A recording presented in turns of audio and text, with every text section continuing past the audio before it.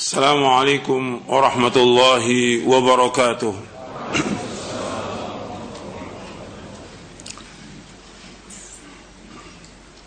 إن الحمد لله نحمده ونستعينه ونستغفره ونعوذ بالله من شرور أنفسنا ومن سيئات أعمالنا. من يهده الله فلا مضل له ومن يضلل فلا هادي له. أشهد أن لا إله إلا الله وحده لا شريك له وأشهد أن محمدا عبده ورسوله. يا أيها الذين آمنوا اتقوا الله حق تقاته ولا تموتن إلا وأنتم مسلمون. يا أيها الناس اتقوا ربكم الذي خلقكم من نفس واحدة وخلق منها زوجها وبث منهما رجالا كثيرا ونساء واتقوا الله الذي تساءلون به والأرحم إن الله كان عليكم رقيبا. يا أيها الذين آمنوا اتقوا الله وقولوا قولا سديدا يصلح لكم أعمالكم ويغفر لكم ذنوبكم ومن يطع الله ورسوله فقد فاز فوزا عظيما. أما بعد فإن أصدق الحديث كتاب الله وخير الهدي هدي محمد صلى الله عليه وعلى آله وسلم وشر الأمور محدثاتها وكل محدثة بدعة وكل بدعة ضلالة وكل ضلالة في النار. Ayolah ikhwah, a'azakumullah, kepada seluruh jamaah yang hadir, ikhwan dan akhwat yang mudah-mudahan dirahmati oleh Allah Ta'ala, dan kepada seluruh kaum muslimin yang mendengarkan kajian ini, mudah-mudahan dirahmati oleh Allah Ta'ala. Alhamdulillah, kita bersyukur kepada Allah Subhanahu wa ta'ala atas segala nikmat yang Allah karuniakan kepada kita, nikmat Islam, nikmat iman, nikmat sehat, nikmat afiat, nikmat dijauhkan oleh Allah dari berbagai macam malapetaka. Kita bersyukur kepada Allah atas semua nikmat. Sekecil apapun nikmat itu kita wajib syukuri. Sebab Nabi bersabda sallallahu alaihi wasallam, "Man lam yashkuril qalila lam yashkuril katsira wa man lam yashkurin nasa lam yashkurillaha." Barang siapa yang tidak bersyukur dengan yang sedikit, maka dia tidak akan bersyukur dengan yang banyak. Dan barang siapa yang tidak bersyukur kepada manusia, maka dia tidak bersyukur kepada Allah. Hadis ini hasan, diriwayatkan oleh Imam Ahmad dalam musnadnya dan dihasankan oleh Syekh Al-Albani dalam silsilah hadis as-sahihah. Ikhwan fiddin, azakumullah, kita wajib bersyukur atas semua nikmat. Antum menuntut ilmu ini nikmat yang besar. Antum diberikan hidayah di atas Islam dan sunnah, nikmat yang besar. Maka nikmat yang besar, nikmat Islam, nikmat sunnah itu wajib kita pelajari. Bukan sekedar penisbatan diri bahwa saya Islam, saya mengikuti sunnah, atau pakai spanduk sunnah atau segala macam. Itu nggak ada manfaatnya. Tapi yang manfaat kita belajar dan belajar, nuntut ilmu. Allah Subhanahu wa ta'ala memberikan kepada kita kesempatan untuk thalabul ilmi. Gunakan kesempatan ini. Banyak orang-orang yang terhalang tidak nuntut ilmu, banyak, jutaan manusia. Antum bersyukur kepada Allah. Antum termasuk orang-orang yang dipilih oleh Allah. Untuk apa? Untuk belajar, untuk nuntut ilmu. Maka gunakan kesempatan ini untuk terus belajar dengan ikhlas karena Allah, dan terus belajar dengan niat untuk mengamalkan ilmu itu, dan terus belajar untuk memahami Islam yang benar, dan terus belajar untuk kita mengajarkan kepada istri dan anak-anak kita Islam yang benar. Itu kewajiban kita. Jangan disibukkan yang lain. Kesibukan yang paling bermanfaat, kesibukan dengan ilmu. Dan itu yang dicontohkan oleh salafus saleh. Mereka nggak ada yang sibuk dengan yang lain, sibuknya dengan ilmu, ilmu dan ilmu. Gitu. Nggak sibuk dengan berita, nggak sibuk dengan gosip, nggak sibuk seperti sekarang donasi, nggak ada itu. Sibuk dengan ilmu dan ilmu, belajar. Antum lihat, antum sudah pernah baca atau mungkin antum punya kitabnya, atau udah baca atau belum? Sahih Bukhari, Sahih Muslim, Musnad Imam Ahmad, Sunan Abi Daud, Tirmidzi, Nasai, Ibnu Majah. Lah mereka bisa seperti itu, nulis itu, ya belajar siang dan malam. Begitu juga para imam yang lainnya. Imam Syekhul Islam Ibn Taimiyah, berapa ratus kitabnya, Al-Imam Ibnu Qayyim, sibuk mereka dengan belajar. Apa mereka nggak ngurusin umat? Ngurusin umat. Yang paling perhatian kepada umat Islam adalah orang-orang yang belajar Quran wa sunnah fahmi salam.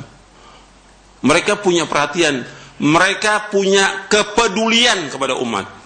Orang yang paling peduli kepada umat ini adalah orang-orang yang berjuang, berjihad untuk menegakkan agama ini, belajar Al-Quran wa sunnah fahmi salam.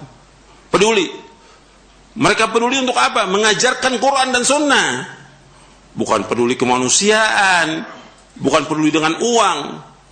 Antum mengajarkan orang sampai paham tentang la ilaha illallah, itu lebih utama dari dunia dan seisinya.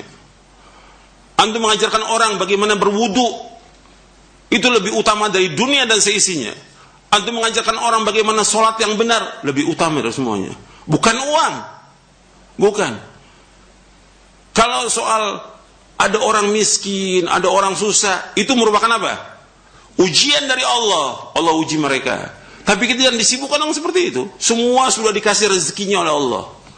Yang bagian itu ada yang ngurus. Tapi bagian kita sebagai talibul ilm harus belajar dan belajar. Ini perlu diingatkan, banyak para ustadz juga yang sibuk dengan yang lain. Pelajar sibuk dengan yang lain. Sibukkan dengan ilmu. Antum baca Quran tiap hari. Antum baca kitab-kitab para ulama tiap hari. Antum baca buku-buku, tamatkan. Belajar dan belajar. Terus memberikan manfaat kepada siapa? Ya kepada istri, kepada anak, kepada keluarga, kepada teman-teman kita yang punya kedudukan, dia kepada orang-orang di bawahnya. Antum punya pegawai, antum harus ajarkan pegawai antum itu bagaimana Islam yang benar. Wajib antum ajarkan. Bukan sibuk dengan donasi. Sekarang ada orang sakit sibuk, ada orang meninggal sibuk. Yang ngurus pasti ada, bukan nggak ada yang ngurus. Kita wajib bantu, tapi tidak seperti itu caranya. Secara pribadi kita bantu antum dengan uang antum sendiri untuk berjuang dengan agama ini. Bukan uang orang. Ini fitnah. Inna likulli ummatin fitnah wa fitnatu ummati al-mal, kata Nabi SAW. Setiap umat ada fitnahnya. Fitnah umatku masalah apa? Harta. Jangan masuk di sini fitnah. Yang Nabi khawatir kepada umatnya, dibuka ini pintu-pintu dunia ini. Itu yang Nabi khawatir. Nabi tidak pernah khawatir umatnya fakir. Nabi nggak pernah khawatir umatnya miskin. Tidak pernah khawatir Nabi sallallahu alaihi wasallam. Nabi bersabda SAW, mal faqra akhsha alaikum walakin akhsha an tubsata dunya alaikum kama busitat ala man kana qablakum fatanafasuha kama tanafasuha fatuhlikakum kama ahlakathum. Akhrajahul Bukhari wa Muslim. Kata Nabi SAW, aku enggak takut, aku enggak khawatir kalian fakir. Nabi enggak khawatir kalian fakir, miskin. Nabi enggak khawatir pada umatnya. Tapi yang aku khawatir, dibukakan pintu dunia atas kalian. Kemudian kalian kejar-kejaran masa dunia. Kemudian dunia itu membinasakan kalian sebagai membinasakan orang-orang sebelum kalian. Ini yang seperti ini harus betul-betul kita ingat. Para sahabat hidupnya apa adanya, fakir. Lebih fakir dari kita sekarang ini para sahabat. Fakir luar biasa. Tapi mereka nggak pernah minta-minta. Nggak sibuk dengan uang, tidak.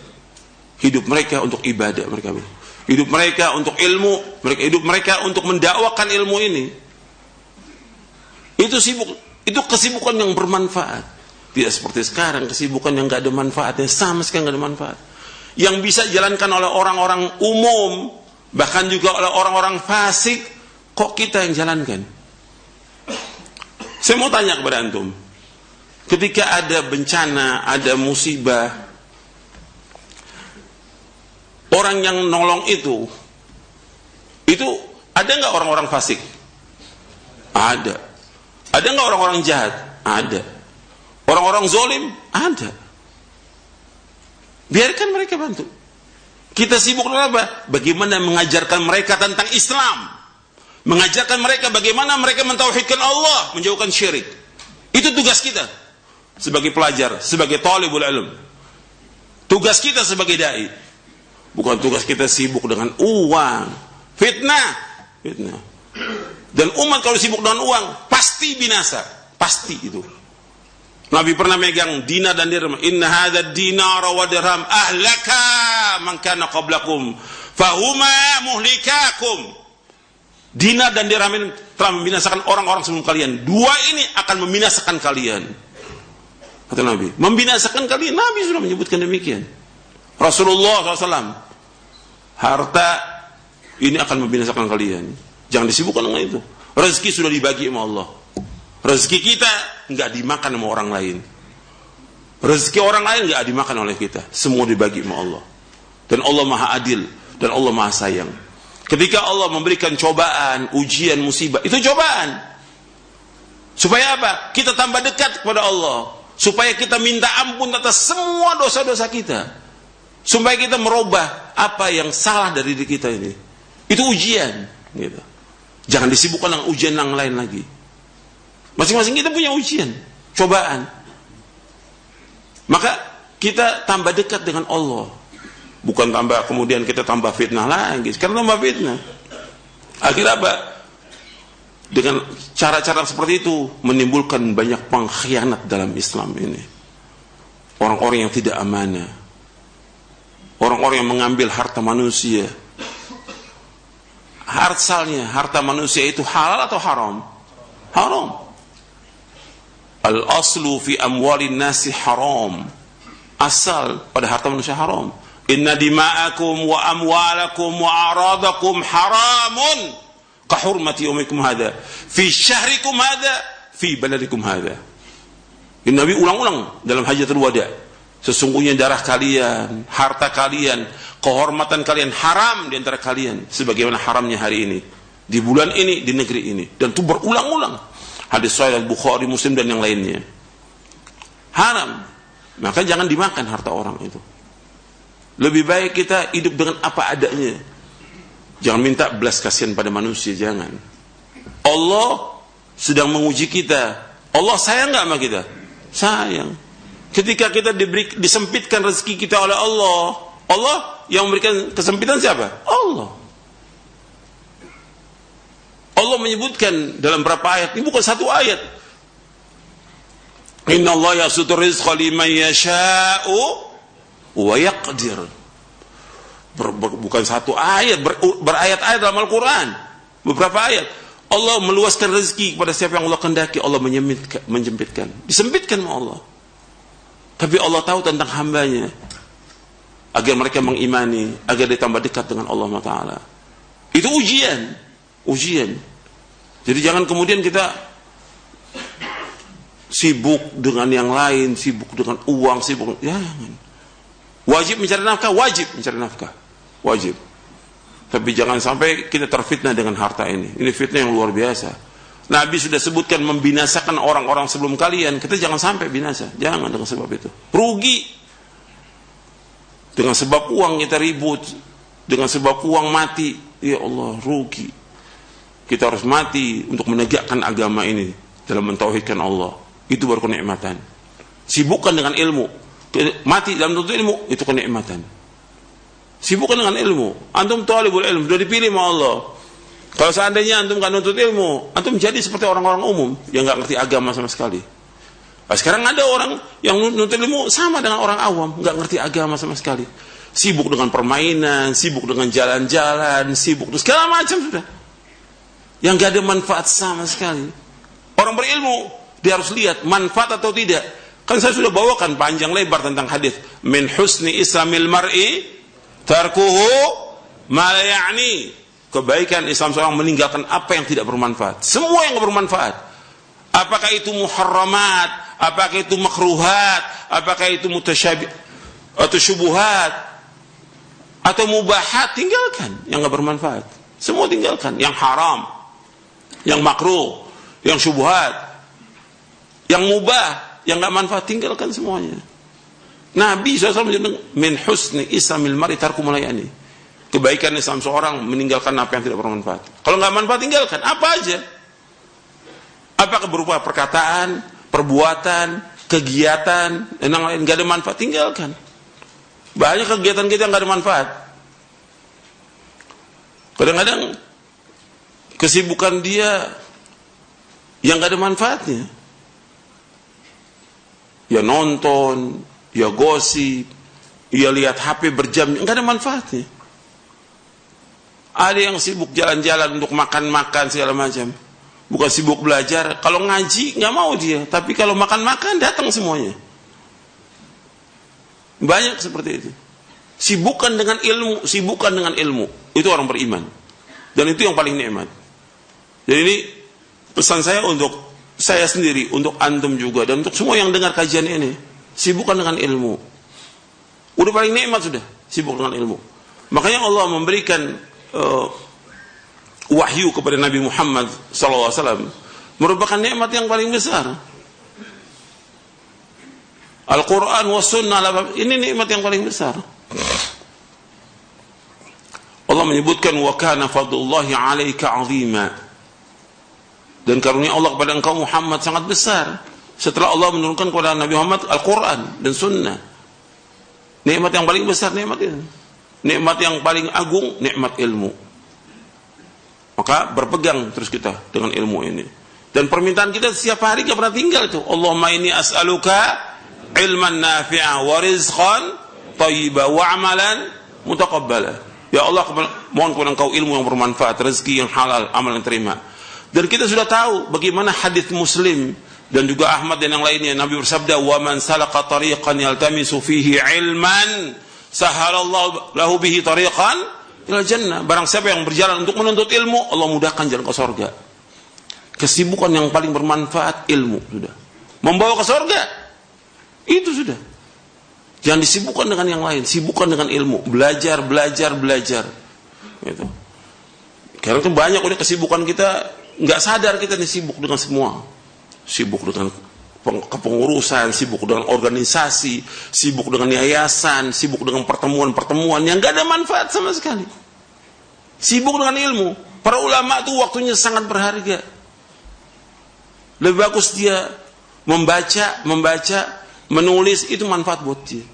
Gitu. Nggak sibuk dengan sekarang, ini sibuk dengan yang nggak ada manfaat sama sekali udah. Rugi nanti kita, nyesal nanti kita. Amal kita cuma sedikit, dosa kita sudah banyak. Jadi ini nasihat antum perhatikan gitu. Antum sibuk dengan ilmu. Hatta antum yang nuntut ilmu, yang belajar duduk, tetap antum sampai rumah buka lagi. Saya ini habis ngajar, pulang buka lagi. Dari saya mengajarkan. Enggak langsung taruh, enggak. Dari apa yang saya sampaikan mungkin ada yang salah, ada yang keliru. Buka lagi kitabnya. Mungkin ada yang ketinggalan, saya catat lagi. Sibuk dengan ilmu. Para ulama seperti itu. Sibuk dengan ilmu. Enggak sibuk dengan yang lain. Jadi itu harus perhatikan itu. Kemudian perhatikan bahwa ilmu itu agung, ilmu itu besar, ilmu itu manfaat. Bagaimana ilmu itu meresap dalam diri kita. Al-Quran wa sunnah itu. Sehingga itulah yang berjalan, yang membuat kita membawa kepada kecukupan hidup, ketenangan hidup, ketentraman, qanaah, puas dengan rezeki yang Allah berikan, dan segala macam. Itu harus pengaruh dalam kehidupan kita. Gitu. Nggak sibuk dengan dunia. Kalau orang nuntut ilmu dan belajar, dunia ini nggak ada arti apa-apa. Dunia ini hina di mata dia, sebagaimana hinanya dunia ini di mata para ulama ahlu sunnah. Nggak ada harganya dunia ini. Karena itulah yang Allah sebutkan dalam Al-Quran. Dunia nggak ada harganya. Bahkan Nabi menyebutkan dunia apa? Ala inna dunya mal'unatun. Mal'unun ma fiha illa dzikrullah wa ma wala wa aliman wa muta'alliman. Nabi SAW menyebutkan, ketahuilah bahwa dunia ini mal'un, dilaknat oleh Allah, dan dilaknat apa yang dalamnya, kecuali zikir kepada Allah, mengerjakan apa-apa yang dicintai oleh Allah, yaitu orang yang mengajarkan ilmu yang bermanfaat. Yang keempat, orang yang belajar terus nuntut ilmu, itu terhindar dari laknat Allah. Makanya sibukkan dengan ilmu. Ini mukadimah yang mudah-mudahan bermanfaat untuk saya dan untuk sekalian. Sekarang kita lanjutkan kajian kita dari syarah akidah Ahlussunnah wal Jamaah. Sekarang kita masuk poin yang ke-48.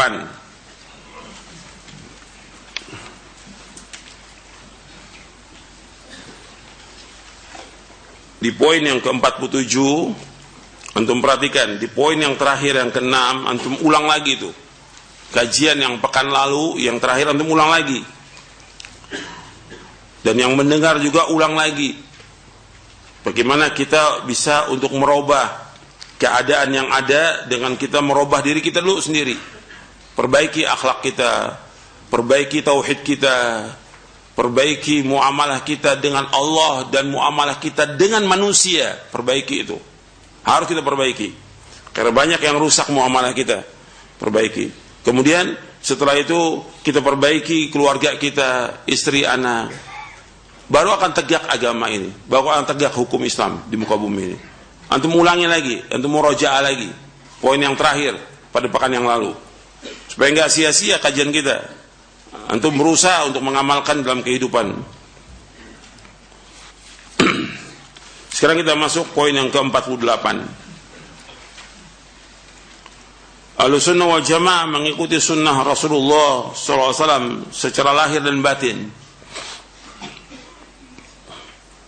Ini saya ambil dari At-Tanbihat Al-Latifah ala mahtawat alaihi al-aqidah al-wasitiyah oleh Syekh Abdurrahman bin Nasir As-Sa'di rahimahullah.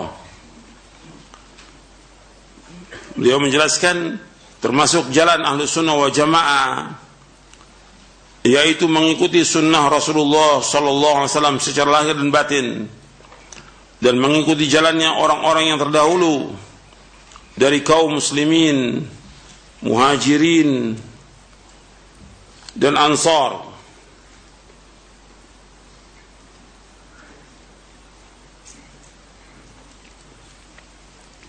Allah berfirman dalam surah At-Taubah ayat 100, "Was-sabiquna al-awwalun minal muhajirin wal ansar walladzina ittaba'uhum bi ihsan radhiyallahu anhum wa radu an wa 'adalahum jannatin tajri tahta al-anharu khalidina fiha abada dzalikal fawzul 'azim."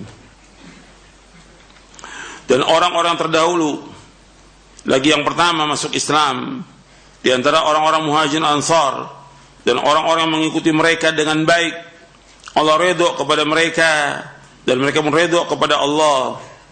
Allah menyediakan bagi mereka surga-surga yang mengalir di bawahnya sungai-sungai. Mereka kekal dalamnya selama-lamanya. Itulah kemenangan yang besar. Dalam surah At-Taubah ayat 100.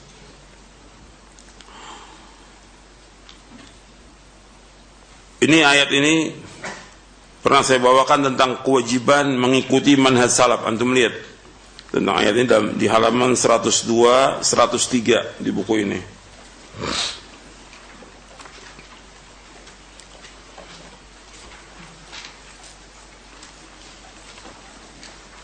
Di bab yang kelima, kewajiban ittiba kepada salafus saleh. Kewajiban kita mengikuti salafus saleh. Allah menyebutkan was-sabiquna al-awwalun minal muhajirin wal ansar walladzina ittaba'uuhum bi ihsanin radhiyallahu anhum wa radu an wa 'adalahum jannatin tajri tahta al-anharu khalidina fiha abada dzalikal fawzul 'azim. Dan orang-orang yang terdahulu dari kalangan muhajirin dan ansar. Arti muhajirin adalah orang-orang yang hijrah dari Mekah ke Madinah, itu muhajirin. Ansar adalah orang-orang Madinah yang mereka berbaiat kepada Rasulullah SAW, yang mereka membela Rasulullah SAW. Allah yang menyebutkan dalam Al-Quran tentang muhajirin, artinya orang-orang yang hijrah dari Mekah ke Madinah. Dan Allah juga sebutkan dalam surah Al-Hasyr di ayat yang ke-8 tentang muhajirin, di ayat yang ke-9 tentang ansar, di ayat ke-10 tentang orang-orang yang sudah mereka, yang mendoakan mereka. Kita melihat dalam surah Al-Hasyr. Artinya orang-orang yang terdahulu dari kalangan muhajirin ansar dan orang-orang yang mengikuti mereka dengan kebaikan, Allah redha kepada mereka.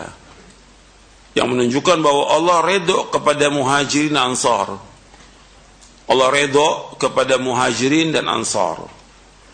Maka orang-orang yang mengikuti mereka dengan baik, artinya sesudah mereka, sesudah sahabat, yaitu tabi'in, sesudah tabi'in, tabi'ut tabi'in dan seterusnya, yang mengikuti manhajnya para sahabat dengan baik, maka Allah akan redha kepada mereka.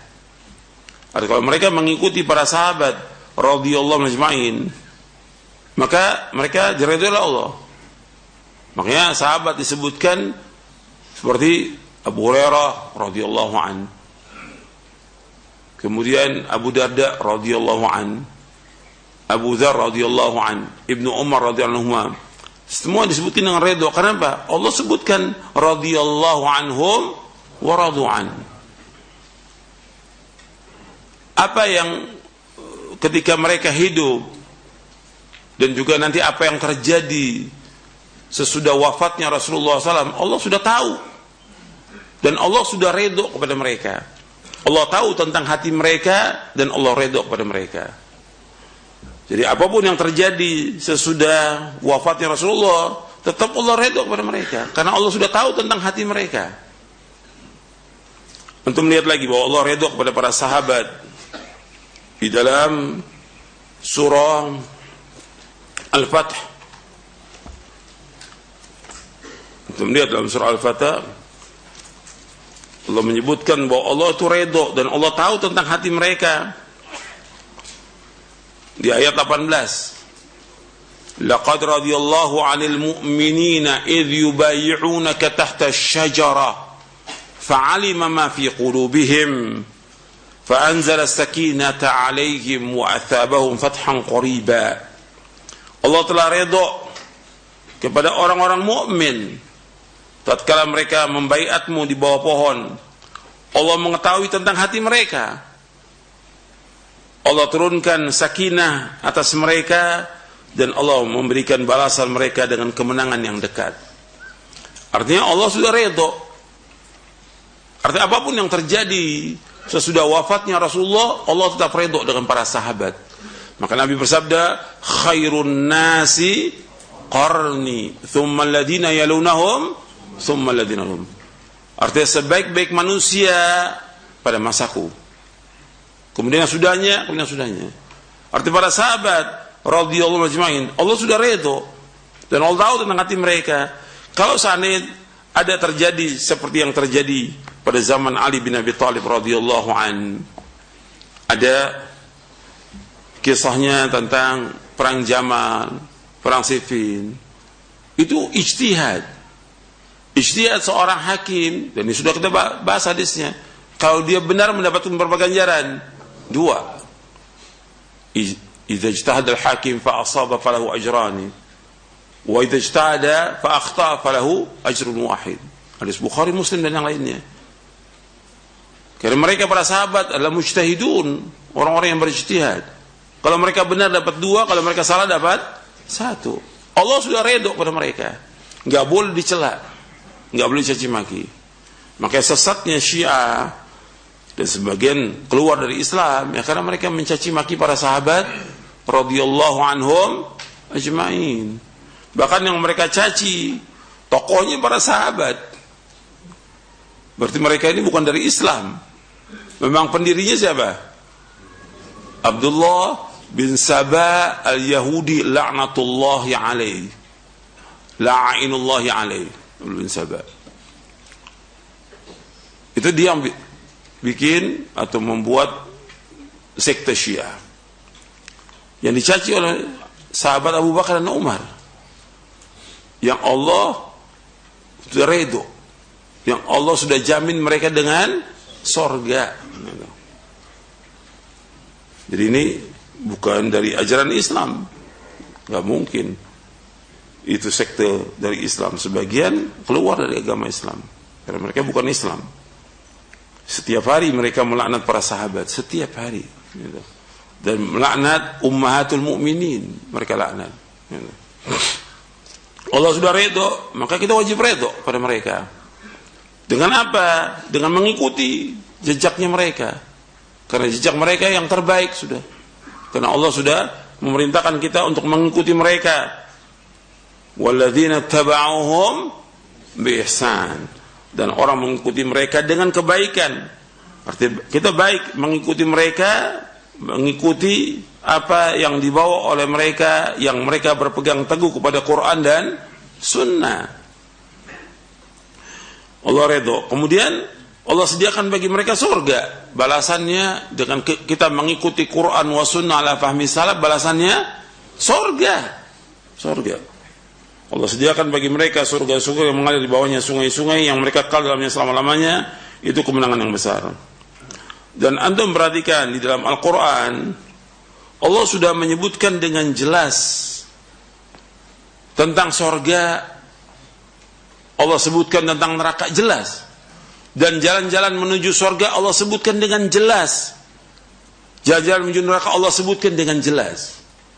Artinya kalau orang baca Al-Quran, ini Al-Quran hak. Orang mengingkari satu huruf saja kafir dia. Makanya kita mengimani semua dari isi Al-Quran ini. Al-Quran berulang-ulang. Ratusan ayat, ribuan ayat Allah menjelaskan tentang surga, Allah jelaskan tentang neraka, agar manusia ini berhati-hati, agar mereka betul-betul berusaha bagaimana untuk masuk surga. Allah sebutkan kenikmatan surga dengan detail dalam Al-Quran dan juga dengan Sunnah. Supaya apa? Supaya manusia ini rindu kepada surga. Dan manusia betul-betul berusaha, beramal dan bersungguh-sungguh melakukan amal soleh untuk surga, bukan untuk dunia. Bukan buat pamer, bukan. Ikhlas karena Allah untuk mencapai surga. Dan Allah sebutkan tentang neraka dengan jelas semuanya. Bahkan juga tokoh-tokoh mujrimin Allah sebutkan dengan jelas. Sampai Allah mengatakan, Allah berfirman, "Wa kadzalika nufassilul ayati wa litastabina sabilul mujrimin." Dalam surah Al-An'am. Wa kadzalika nufassilu, kami jelaskan ayat-ayat kami. Supaya apa? Jelas. Jalannya siapa? Orang-orang yang jahat. Jadi antum enggak usah bingung. Jalannya orang-orang jahat Allah sudah jelaskan dalam Al-Quran. Lengkap. Makanya jalan orang yang masuk surga pun Allah jelaskan lengkap. Yang masuk neraka Allah juga jelaskan. Tinggal kita menempuh. Allah sudah tunjuki dua jalan. Wahadainahun najdain, kami tunjuki dua jalan.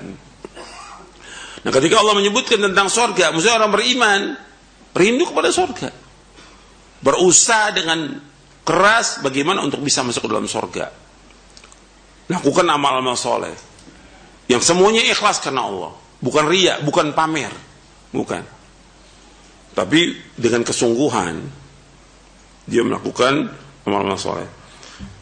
Ayat ini, ayat tersebut sebagai hujjah bahwa manhaj para sahabat adalah benar.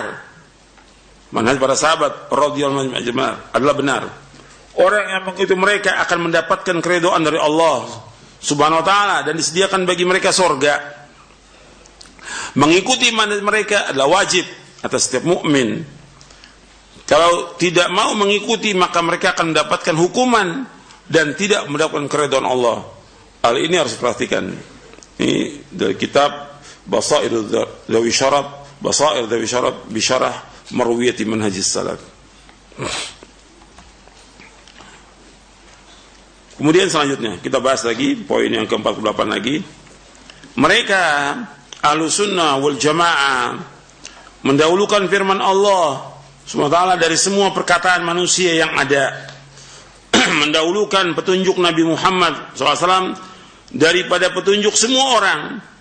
Maka yang demikian inilah mereka disebut dan atau dikatakan dikatakan ahlul Quran wa sunnah.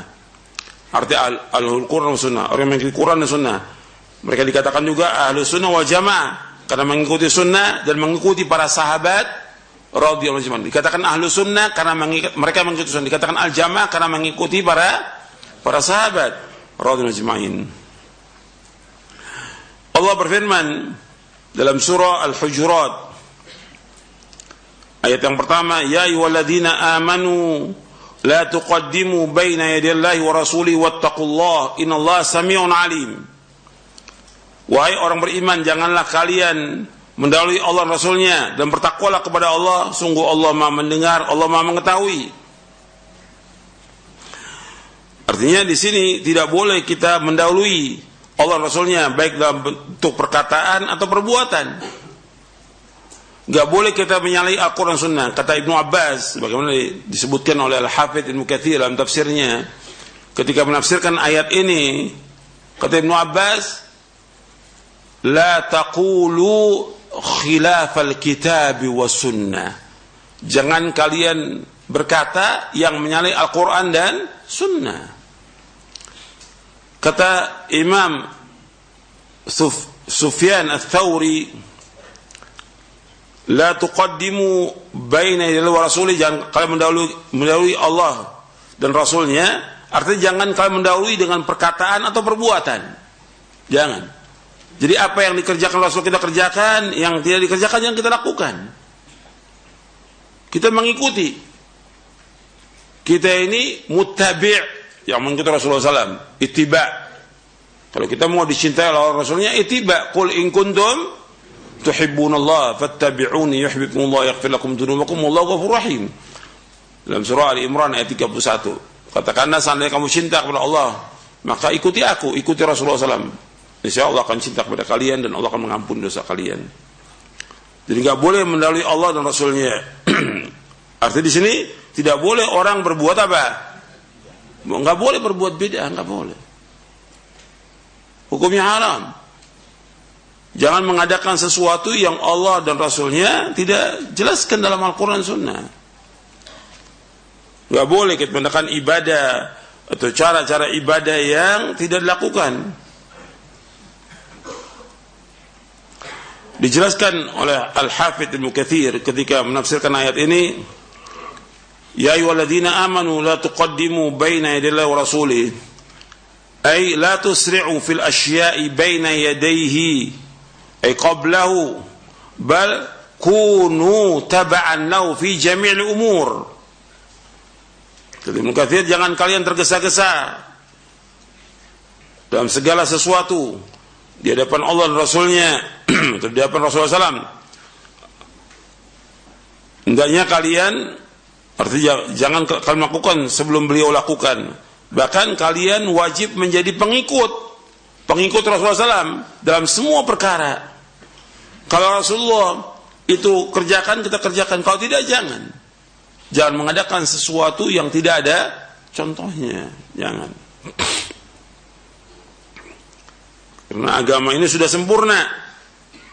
Kita wajib untuk ittiba' kepada Rasulullah sallallahu alaihi wasallam. Kita wajib untuk mengikutinya.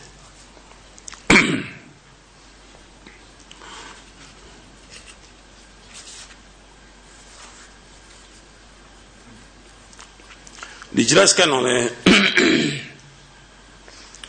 Al-Imam Ibn Qayyim di dalam kitabnya Ighathatul Lahafan min Masayidi Syaitan,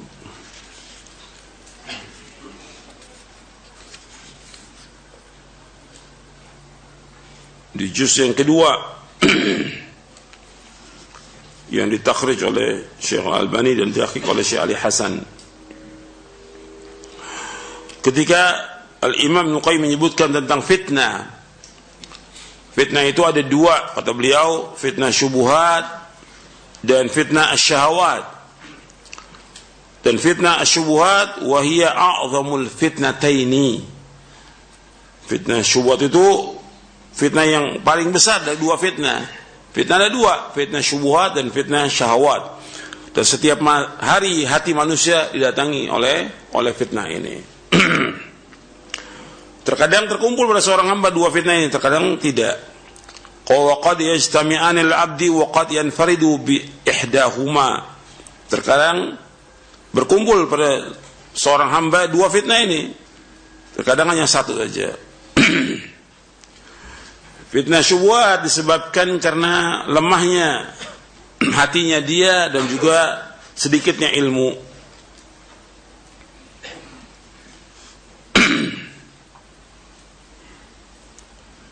Adapun fitnah syahwat itu karena dia mendahulukan hawa nafsunya dan juga rusak tujuannya. Fasadul qasdi wa husulul hawa.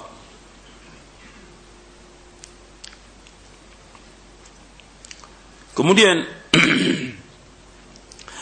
yang saya mau tekankan di sini berkaitan dengan bagaimana kita selamat dari fitnah ini, fitnah syubhat. Panjang Ibnu Qayyim bawakan, saya nggak bacakan semuanya. Bagaimana untuk selamat dari fitnah ini? Kata beliau begini, wala yunji min hadhil fitnati illa tajridu ittiba'ir rasuli sallallahu alaihi wasallam wa tahkimuhu fi diqqid din wa jillihi zahiri wa batinihi aqaidihi wa a'malihi haqa'iqihi wa syara'ihi فيتلقى عنه حقائق الإيمان وشرائع الإسلام وما يثبته الله من الصفات والأفعال والأسماء وما ينفي عنه كما يتلقى عنه وجوب الصلوات وأوقاتها وعدادها ومقادر نصب الزكاة ومستحقيها ووجوب الوضوء والغسل ووجوب الوضوء والغسل من الجنابة وصوم رمضان فلا يجعله رسولا في شيء دون شيء. Nah, perhatikan di sini. فلا يجعل رسولا في شيء دون شيء من أمور الدين بل هو رسول في كل شيء تحتاج إليه الأمة في العلم والعمل لا يتلقى إلا عنه ولا يؤخذ إلا منه فالهدى kulluhu dairun ala aqwalihi wa af'alihi wa kullu ma kharaja anha fahuwa dhalalun. Bagus perkataan Imam Ibnu Qayyim rahimahullah. Fitnah ini fitnah syahwat dan syubhat, fitnah syubhat dan syahwat ini orang tidak bisa selamat kecuali dengan ittiba'i Rasul. Sebelumnya beliau menjelaskan bahwa fitnah ini, fitnah syubhat dan syahwat ini ma'aluha ilal kufri wan nifaq. Sebelumnya fitnah syubhat dan syahwat itu nanti ujung-ujungnya terakhirnya orang itu jadi kufur atau munafik. Nauzubillah nasallallahu. Dan ini udah banyak yang kena. Jadi munafik dia. Kalau dia tidak hati-hati tentang fitnah syahwat dan syubhat, dia jadi munafik atau kufur dia. Kemudian setelah itu Ibnu Qayyim membawakan walanji min hadhil fitnah illa tajrid ittiba'i rasul, dan tidak selamat dari fitnah-fitnah ini syubhat dan syahwat kecuali dengan kita memurnikan ittiba kepada Rasulullah sallallahu alaihi wasallam dan juga menjadikan sunnah beliau sebagai hakim, menjadikan beliau sebagai hakim dalam masalah agama ini, baik masalah yang kecil, masalah yang besar, yang lahir, yang batin. Masalah akidah, masalah amal, hakikatnya, syariatnya. Karena kita tidak akan dapat ilmu tentang hakikat iman dan hakikat Islam dan syariat Islam kecuali dari beliau. Dan juga apa yang beliau tetapkan dari sifat-sifat Allah, perbuatan Allah, nama-nama Allah, dan apa yang dinafikan dari sifat dan juga dari nama-nama Allah. Sebagaimana mereka menerima tentang wajibnya sholat yang 5 waktu, tentang waktu-waktunya, jumlah bilangannya, tentang kadar nisab zakat dan siapa mustahik zakat, tentang wajibnya wudu, tentang wajibnya mandi dari janabah, tentang wajibnya puasa Ramadan. Maka tidak boleh, perhatikan di sini, perhatikan, tidak boleh dia menjadikan rasul pada sesuatu dengan meninggalkan yang lain dalam semua perkara. Kita jadikan Rasulullah kita mengikuti Rasulullah dalam masalah sholat, kita juga wajib mengikuti Rasulullah dalam semua hal. Jangan menjadikan Rasul pada satu hal, meninggalkan Rasul pada hal yang lain, gak boleh. Dalam semua urusan agama, bahkan beliau sebagai Rasulullah SAW dalam segala sesuatu yang dibutuhkan oleh umat ini dalam ilmu dan amal. Karena tidak orang bisa menuntut ilmu kecuali dari beliau, dan tidak bisa mengambil ilmu kecuali dari beliau. Petunjuk itu semuanya beredar atas perkataan beliau dan perbuatan beliau. Semua yang keluar dari perkataan beliau semuanya sesat. Perhatikan tuh. Semua yang keluar dari sunnah Nabi semuanya sesat. Semua yang keluar dari Quran dan sunnah semuanya sesat. Ini penting ini. Jadi bahwa al-huda kulluhu dairun ala aqwalihi wa af'alihi wa kullu ma kharaja anha fahuwa dhalalun. Petunjuk itu semuanya beredar atas perkataan beliau dan perbuatan beliau. Semua yang keluar darinya maka sesat. Makanya petunjuk Nabi sudah menyebutkan wa khairul hadi hadi Muhammadin SAW wa khairul huda Muhammad SAW. Sebaik-baik petunjuk Nabi Muhammad SAW. Artinya wajib kita untuk mengikuti petunjuk beliau. Wajib. Gitu. Karena disitulah yang membawa kita kepada kebahagiaan dunia dan akhirat. Yang membawa manusia ke surga dengan mengikuti petunjuk Nabi Muhammad sallallahu alaihi wa ala alihi wasallam. Dan orang sudah mengetahui itu dari semua yang ditulis oleh para ulama tentang beliau di Quran, di Sunnah. Orang tinggal mengikuti petunjuk beliau. Kemudian perkataan yang sama juga disebutkan oleh Syekhul Islam Ibnu Taimiyah. Ini dalam Ighathatul Lahfan di juz yang kedua. Di juz yang kedua halaman 887 sampai halaman 891 yang ditakhrij oleh Syekh Albani dan ditahqiq oleh Syekh Ali Hasan Ali Abdul Hamid rahimahumullah. Kemudian di dalam kitab Minhajus Sunnah An-Nabawiyah oleh Syekhul Islam Ibnu Taimiyah di juz yang kelima, kata beliau begini, perhatikan, wal wajibu ala kulli muslimin yashhadu an la ilaha illallah wa anna Muhammadar Rasulullah ayakuna aslu qasdihi tauhid Allah bi'ibadati wahda la syarika lah wa ta'ata rasulih sallallahu alaihi wasallam yaduru ala dhalik wa yattabi'u aina wajadahu wa ya'lamu anna afdalal khalqi ba'dal anbiya humus sahabatu fala yantasiru li shakhsin intisaran mutlaqan 'amman illa li Rasulullah sallallahu alaihi wasallam wala li ta'ifatin intisaran mutlaqan 'amman illa lis sahabati radhiyallahu ajma'in fa innal huda, perhatikan, fa innal huda yaduru ma'ar rasuli sallallahu alaihi wasallam haitsu dara wa yaduru ma'a ashabi duna ashabi ghairihi haitsu daru fa idza ajma'u lam yujmu ala khata'in qat bi khilafi ashabi alimin minal ulama fa innahum qad yujmi'una ala khata'. Dan seterusnya kata Syekhul Islam Ibn Taimiyah rahimahullah dalam kitabnya Minhajus Sunnah An-Nabawiyah fi naqdi kalam Syiah wal Qadariyah.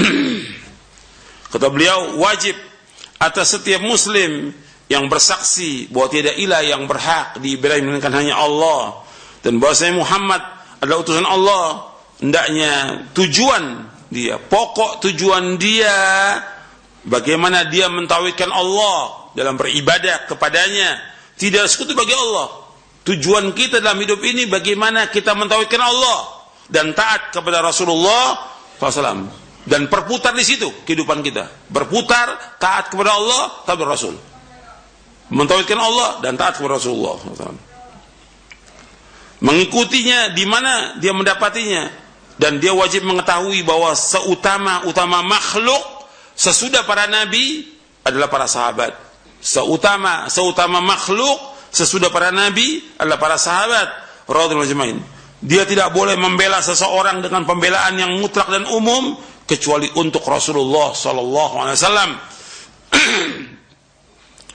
Dan tidak boleh dia membela segolongan manusia dengan pembelaan yang mutlak dan umum kecuali kepada para sahabat radhiyallahu anhum ajmain. Kenapa demikian? Karena petunjuk beredar bersama Rasulullah SAW di mana Rasulullah berada. dan petunjuk beredar bersama para sahabatnya, tidak sahabat yang lainnya. Di mana saja mereka beredar. Artinya ijma'nya para sahabat adalah ma'sum. Ijma'nya para sahabat merupakan hujjah. Maka disebutkan Al-Quran, As-Sunnah, dan Al-Ijma'. Yang ijma' sahabat. Karena ijma'nya mereka adalah ma'sum. Nggak boleh menyalahi ijma'nya para sahabat. Ma'sum. Dan ini sudah kita bahas di awal-awal pembahasan kita tentang prinsip dalam mengambil dalil. Sudah kita bahas. Di antara dalil yang dibawakan oleh Al-Imam Ibnu Qayyim dan juga yang lainnya tentang ijma'nya para sahabat maksum, yaitu ayat dalam Al-Quran di dalam surah An-Nisa di ayat 115, wa man yushaqiqir rasula min ba'di ma tabayyana lahul huda wa yattabi' ghayra sabil mu'minin nuwallihi ma tawalla wa nusli jahannam wa sa'at masira. Barang siapa yang menentang Rasul, sudah jelas baginya petunjuk, dan mengikuti jalan selain jalannya para sahabat, kaum mukminin pada waktu itu para sahabat, kami akan palingkan kemana dia berpaling, dan kami akan masukkan dia ke neraka jahanam, dan jahanam sejak tempat kembali. Ini menunjukkan bahwa wajib kita mengikuti jejaknya para sahabat, dan menunjukkan bahwa ijma'nya para sahabat adalah maksum dengan dasar ayat ini. Penjelasan bagus bahwa kita wajib untuk apa? Mengikuti Rasulullah SAW dan mengikuti siapa? Para sahabatnya. Nanti Anda bisa lihat dalam Ighathatul Lahfan dan juga dalam kitab Minhajus Sunnah An-Nawawiyah. Kita masuk selanjutnya. Ayat dalam surah An-Nur. Allah berfirman, "Innama kana qaulal mu'minina idza du'u ila Allah wa rasulih yahkuma bainahum ay yaqulu sami'na wa ata'na." Wa ulaika humul muflihun wa man yuti'i Allah wa rasulahu wa yakhsha Allah wa yattaqi fa ulaika humul faizun. Sesungguhnya hanyalah ucapan orang-orang mukmin apabila mereka diajak kepada Allah Rasulnya agar Rasul memutuskan perkara dalam mereka berkata sami'na wa ata'na, kami dengar dan kami taat. Dan mereka adalah orang-orang yang beruntung. Dan barang siapa yang taat kepada Allah dan taat kepada Rasulnya dan dia takut kepada Allah dan bertakwa kepada Allah, maka mereka adalah orang-orang yang mendapatkan kemenangan. Jadi ketika sudah datang dalil dari Quran dan Sunnah, kewajiban dia apa? Sami'na wa ata'na, jangan dibantah. Kalau dibawakan dalil dari Quran Sunnah, sami'na wa ata'na. Sekarang banyak orang membantah. Bantahnya dengan apa? Kalau dulu orang-orang filsafat bantahnya dengan apa? Dengan ra'yu bantahnya. Sekarang bantahnya dengan apa? Dengan kata ustad, kata syekh, fatwa masyayikh. Jadi dalil ditolak oleh apa? Fatwa. Ini orang tidak punya pengagungan kepada nas Al-Quran Sunnah. Kita wajib ta'zimul ilm dan wajib ta'zimun nusus. Perhatikan tuh.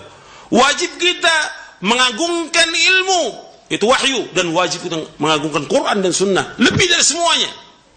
Quran dan Sunnah di atas semua yang ada. Di atas masyayikh, ulama, imam, Quran dan Sunnah. Karena begitulah para imam mengajarkan kepada kita. Jangan ikuti pendapatku kalau pendapatku menyalahi Quran dan Sunnah. Itu yang harus pegang mestinya. Jangan begitu bawakan dalil kata masyayikh, ada fatwa masyayikh. Berarti fatwa masyayikh lebih tinggi dari apa? Dari dalil. Di mana akalnya dia? Waras apa enggak dia? Buat apa dia belajar? Puluhan tahun. Mestinya yang dihormati, yang diagungkan wahyu Al-Quran Sunnah. Yang kita kalau berpegang tidak akan sesat selama-lamanya. Bukan fatwa aja masyayikh. Kita menghormati ahli ilmu, wajib kita hormati mereka, dan cinta kepada ahli ilmu wajib. Tapi ketika bertentangan dengan Quran Sunnah, kita wajib mendahulukan Al-Quran dan Sunnah. Dan begitu perkataan para ulama semuanya. Perhatikan tuh, ini penting untuk antum dalam semua kehidupan. Saya dulu pernah membawakan perkataan Al-Imam Ibnu Qayyim dalam kitabnya As-Sawa'iq Al-Mursalah. Beliau menyebutkan tentang perbedaan antara Ahlus Sunnah dengan Ahlul Bid'ah. Ada berapa poin? Yang ngaji ada berapa poin? Ada berapa? Tahun yang lalu saya bawakan. Bengang, bengong. Antum gak ngaji, cuma duduk aja badannya. Berapa poin? 12 poin. Yang ngaji sebut 12 poin. Itu yang ngaji itu. Yang lain gak ngaji, cuma bengang, bengong aja. Antum perbaiki lagi tuh. Kalau ngaji, antum catat semuanya. Antum gak dapat ketinggalan, antum minta kepada yang udah datang duluan. Saya kemarin gak ngaji karena sakit. Mana catatan yang kemarin? Saya mau catat. Itu orang thalibul ilm. Nggak hilang begitu aja. Ilmu nggak boleh hilang, harus catat. Qayyidul ilma bil kitab, kata Nabi SAW. Catat ilmu itu dengan, ikat ilmu itu dengan catatan. Dijelaskan oleh Imam Qayyim di antara perbedaan. Saya nggak bacakan semuanya karena sudah saya bacakan 12 poin itu. Dan juga sudah ada videonya, untuk lihat lagi, ulangi lagi itu. Disebutkan oleh Ibnu Qayyim di antaranya bahwa ahlu sunnah yatrukuna aqwalan nas lahum wal bid'ah yatrukuna li aqwalin nas. Ahlu sunnah meninggalkan perkataan manusia karena mengikuti sunnah. Ahlu sunnah meninggalkan perkataan manusia. Siapa yang manusia ini? Ustadz, dai, syekh, imam, ditinggalkan. Karena apa? Mengikuti sunnah. Sedangkan ahlul bid'ah meninggalkan sunnah karena apa? Karena perkataan manusia. Dia tinggalkan sunnah karena perkataan manusia. Kemudian dijelaskan lagi Ibnu Qayyim bahwa ahla sunnah ya'riduna aqwalan nas alaihim fama wafaqaha qabilu wa ma khalafa tarahu, wa ahlul bid'ah ya'ridunaha ala ara'ir rijal fama wafaqa ara'aha minha qabilu wa ma khalafa taraku wa ta'awwalu. Ahlu sunnah menimbang perkataan manusia dengan sunnah. Apa saja yang dari perkataan tersebut yang sesuai dengan sunnah, maka mereka terima. Apa saja yang menyelisih Quran dan sunnah, mereka buang. Beda dengan ahlul bidah. Kalau ahlul bidah, mereka menimbang sunnah dengan pendapat manusia. Apa saja dari sunnah yang sesuai dengan pendapat manusia, mereka terima. Apa yang tidak sesuai dengan pendapat manusia, mereka tinggalkan atau mereka takwil. Yang diikut oleh mereka siapa? Pendapat manusia. Kalau ahlus sunnah ikuti dalil. Ikuti dalil. Perkataan manusia harus ditimbang dengan Quran dan sunnah. Kemudian di antara ciri ahlus sunnah, anna ahlus sunnah yad'una 'inda tanazu'i ila tahakumi ilaiha duna ara'i rijal wa 'uquliha, wa ahlul bid'ah yad'una ila tahakumi ila ara'i rijal wa ma'qulatiha. Ahlus sunnah mengajak manusia ketika berselisih untuk berhukum kepada sunnah dengan dasar ayat Al-Quran, fa in tanaza'tum fi syai'in farudduhu ila Allah wa Rasul. Di surah An-Nisa ayat 59, apabila kalian berselisih tentang suatu dalam masalah agama, kembalikan kepada Allah dan kembalikan kepada Rasul. Kembalikan kepada Allah kepada apa? Quran. Kembalikan kepada Rasul kepada apa? Sunnah. Ahlus sunnah mengajak manusia ketika berselisih untuk berhukum kepada sunnah, bukan kepada pendapat ulama, bukan kepada akal mereka, bukan. Sedangkan ahlul bidah mengajak manusia ketika berselisih untuk berhukum kepada pendapat apa? Ulama dan akal mereka. Ahlul bidah, ciri ahlul bidah kata Ibnu Qayyim, mengajak manusia ketika berselisih berhukum kepada apa? Pendapat ulama dan akal mereka. Kalau ahlus sunnah berhukum kepada apa? Quran dan sunnah.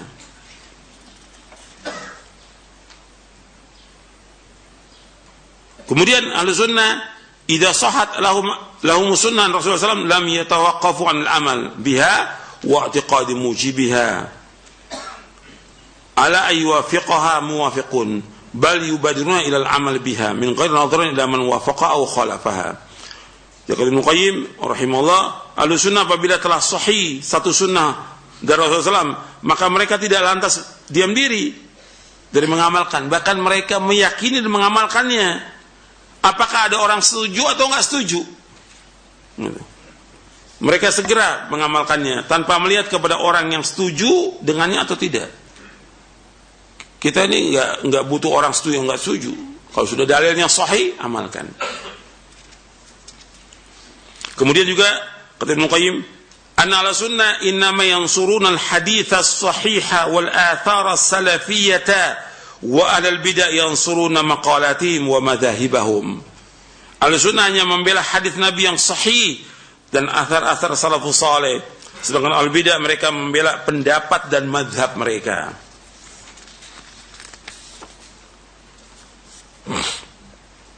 Kemudian kata Ibnu Qayyim lagi rahimahullah bahwa ahlus sunnah innama yuwaluna wa yu'aduna ala sunnati Nabi sallallahu alaihi wasallam wa ahlul bid'ah yuwaluna wa yu'aduna ala aqwalin ibtada'uha.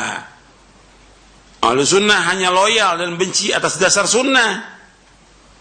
Ahlus sunnah hanya loyal dan benci atas dasar sunnah Nabi sallallahu alaihi wasallam. Sedangkan ahlul bidah mereka loyal dan benci atas dasar pendapat-pendapat yang mereka ada-adakan. Itu ahlul bidah. Kemudian Ibnu Qayyim lagi rahimahullah, anna ala sunnah idza qila qala Allah qala Rasulullah sallam waqafat qulubuhum 'inda dzalik wa lam ta'duhu ila ahadin siwa wa lam taltafit ila madza qala fulanun wa fulanun wa ahlul bid'ah bi khilafi dzalik. Kata beliau, ahlu sunnah apabila dikatakan kepada mereka firman Allah dan sabda Nabi-Nya SAW, maka hati mereka berhenti padanya. Sami'na wa ata'na. Dan tidak melampauinya, sudah. Kalau sudah datang dalil, sami'na wa ata'na. Mereka tidak menoleh kepada pendapat fulan. Berbeda dengan ahlul bid'ah.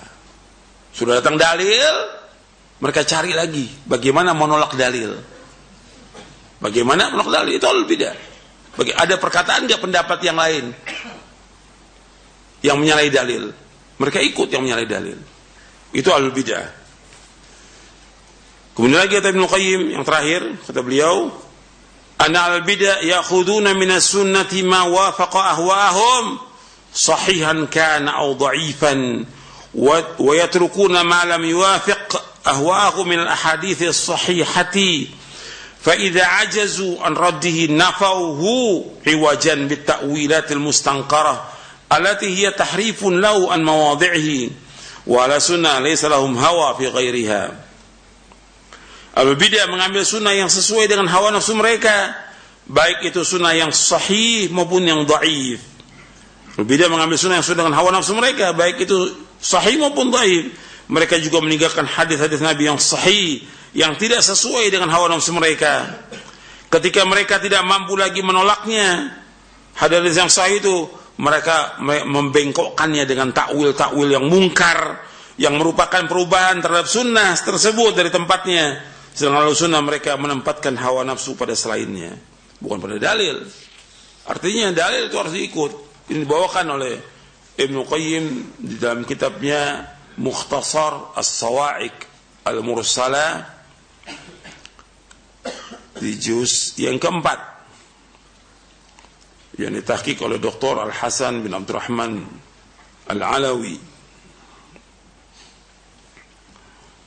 Jadi ini kita harus berbeda dengan al-bidah. Sekarang kadang-kadang kita ini hampir sama dengan al-bidah. Kalau sudah datang dalil, ditolak dalil. Ada enggak pendapat ustadz ya? Apa enggak pendapat syekh? Adakah pendapat ulama? Bagaimana menolak dalil? Mestinya kan kalau datang dalil, bagaimana kita mengamalkan dalil itu? Bukan menolak dalil. Kadang-kadang ditolak dalil itu karena apa? Yang nyampaikannya ustadz kampungan, gak punya titel. Sedangkan mereka punya titel, jadi harus diterima. Kan gak boleh dalam Islam. Kalau dalil dibawakan oleh siapa saja wajib terima. Sami'na wa ata'na. Kemudian yang terakhir di sini, sampai sini dulu, nanti pekan depan baru kita lanjutkan. Yaitu Nabi Rasulullah SAW bersabda, "Inni qad taraktu fikum syai'aini lan tadillu ba'dahuma kitaballahi wa sunnati wa lan yatafarraqu hatta yarida 'alayya al-hawdha."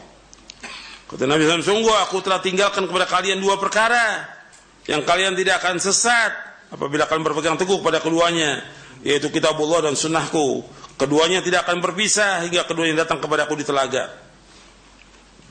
Hadis ini hasan diriwayatkan oleh Imam Hakim dalam kitabnya Al-Mustadrak dan Baihaqi dalam sunannya dari sahabat Abu Hurairah radhiyallahu an. Dan juga Imam Malik dalam kitab Al-Muwatta. Sanad hadis ini hasan.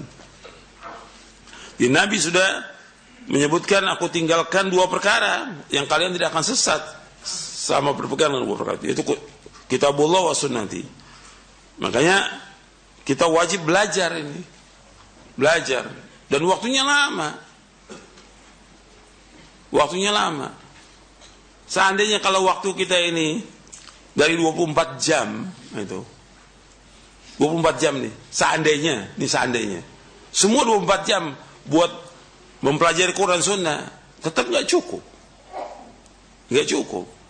Makanya saya heran kok masih ada orang yang main-main, ya, sibuk dengan kegiatan yang nggak ada manfaatnya.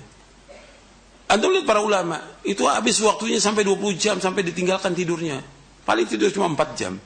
Semua apa? Baca kitab, semua bahas kitab, menghafalkan Quran, menghafalkan hadis, lihat syarahnya, lihat sanadnya, hadis sahih atau tidak, sampai begitu perjalanan para ulama. Semuanya seperti itu, ulama sunnah. Gak seperti sekarang, sibuk dengan yang tidak ada manfaatnya sama sekali. Kita sibukkan dengan ilmu. Kalau kita katakan nggak akan sesat sama kita berpegang pada Quran Sunnah, kita wajib belajar Sunnah dong. Baca kitabullah setiap hari minimal 1 juz atau 2 juz, baca tafsirnya. Hadis baca tiap hari. Antum tamatkan Sahih Bukhari, Muslim, Abu Daud, Tirmidzi, Nasai, Ibnu Majah, Ahmad. Tamatkan tiap hari. Sibuk dengan ilmu. Bukan sibuk dengan berita, dengan gosip. Ini kan habis waktu dengan HP. Tiap hari itu habis tuh waktunya dengan HP. Baca berita, baca SMS, baca WA, baca segala macam, sudah nggak ada manfaatnya sama sekali. Antum sibukkan dengan ilmu. Antum ini pelajar, thalibul ilm, antum para dai, sibukkan dengan ilmu. Sibukkan dengan ilmu.